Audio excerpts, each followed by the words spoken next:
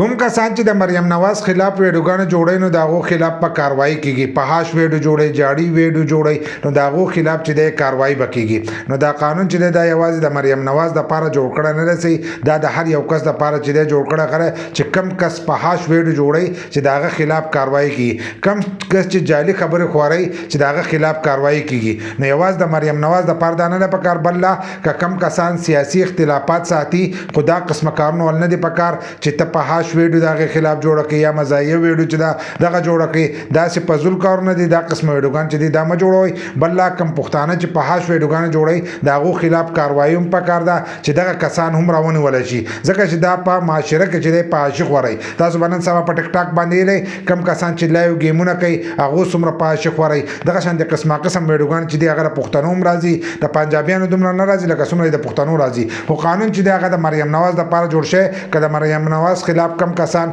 مزایه ویډیو جوړي یا د سپاحات جوړي یا جعلي خبرې چې دغه خوري نو دغه خلاف چې دا کاروایی بکیږي نو تاسو د دې په اړه څه خیال لرئ